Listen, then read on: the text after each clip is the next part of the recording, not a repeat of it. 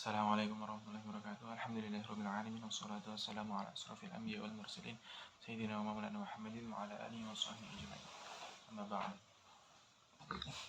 Yang terhormat Profesor Hari Supratno selaku Rektor Universitas Hasyim Asy'ari, yang terhormat Bapak Dr. Jasminto MPDI selaku Dekan Universitas Hasyim Asy'ari, yang terhormat Ibu Khairatul Idawati selaku Kaprodi Universitas Hasyim Asy'ari, yang terhormat Bapak Dr. Hanifuddin selaku penemu metode pasti aksi pasti literasi, dan yang terhormat kedua orang tua saya, Nuridi Ibrahim dan Ibu Siti Rumanah, yang selalu mendukung saya dan mensupport saya hingga saya berada di tempat yang ini. Saya Muhammad Zainal Abidin Nur akan menerangkan peta imajinasi saya tentang politik dan kebijaksanaan pembina pondok pesantren. Nah, di sini saya membagi menjadi 4 bagian. Yang bagian pertama yaitu tentang pemeliharaan, pertumbuhan, pengembangan, dan penyempurnaan. Jadi, di dalam pembinaan pondok pesantren itu harus ada pemeliharaan, pertumbuhan, pengembangan, dan penyempurnaan. Mengapa kok kita perlu pemeliharaan? Karena setiap pondok pesantren itu harus memiliki pemeliharaan dan pertumbuhan yang baik.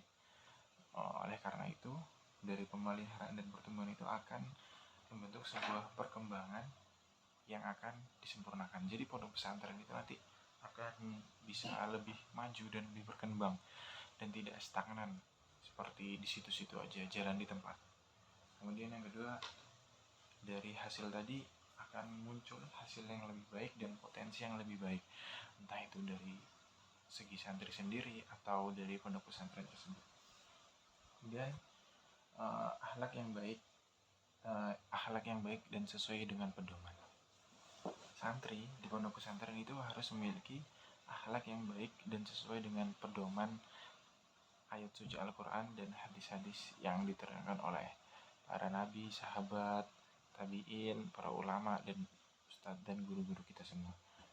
Nah, kemudian bagian yang kedua yaitu gerakan dakwah. Politik dan kebijakan pembinaan pondok pesantren itu sangat berhubungan dengan gerakan dakwah, gerakan politik, isu sekularisme, perubahan pendidikan Islam. Nah, jadi politik Islam dalam kebijakan pondok pesantren itu bergerak dalam yang pertama itu gerakan dakwah.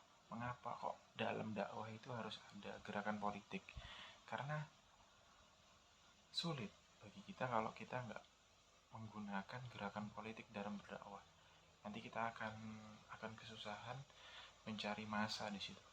Kemudian isu sekularisme, kemudian yang keempat yaitu perubahan pendidikan Islam.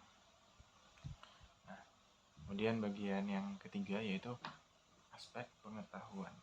Nah, aspek pengetahuan dalam pondok pesantren itu saya bagi menjadi 3 bagian. Bagian yang pertama yaitu belajar aktif, tertib, dan teratur. Kemudian bagian yang kedua, pembiasaan gemar membaca. Yang ketiga, musyawarah dan berdiskusi.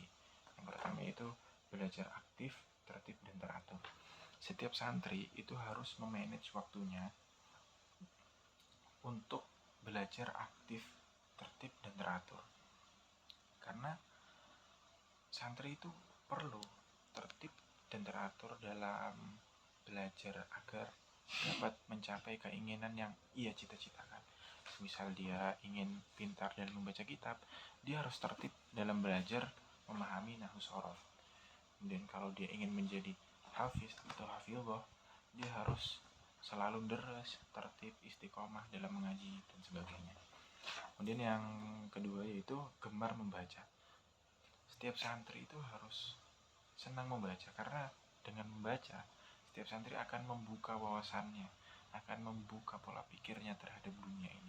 Karena dengan membaca kita akan mengetahui bagaimana luasnya dunia itu di dalam ilmu.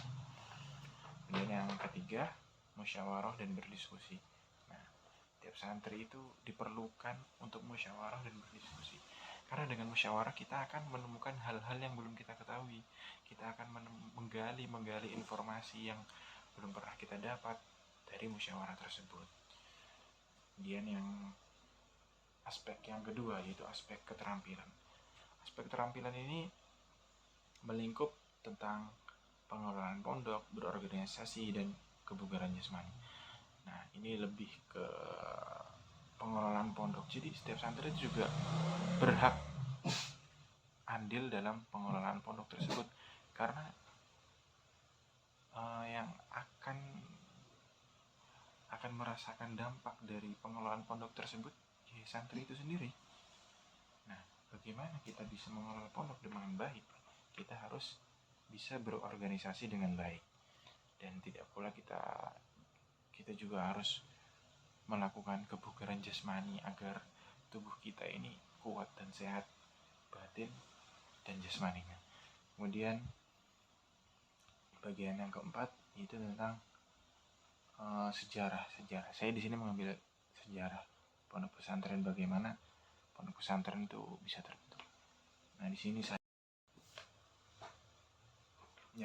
pondok pesantren itu juga termasuk pendidikan Islam yang tertua di Indonesia. Jadi pondok pesantren itu termasuk pendidikan, di dalamnya ada pendidikan Islam di dalam. Walaupun dalam sejarahnya pondok pesantren di Jawa itu tidak digunakan untuk mengaji, tetapi serapan dari agama Hindu dan Buddha untuk mendalami agamanya. Kemudian pondok pesantren itu juga termasuk produk budaya yang ada di Indonesia yang digunakan sebagai wadah sosial dan pendidikan. Kemudian digunakan juga sebagai perawat tradisi para ulama, para kiai-kiai dahulu. Ketika beliau mengajar dan mengaji itu selalu menggunakan kitab kuning, yang termasuk itu perawatan dalam tradisi zaman dulu. Jadi pesantren itu selalu ikut andil dalam merawat tradisi-tradisi yang ada sampai zaman sekarang hingga saat ini. Ya, demikian tadi sedikit yang saya jelaskan tentang politik dan kebijakan pembinaan pondok pesantren. Semoga yang sedikit ini dapat memberi lebih.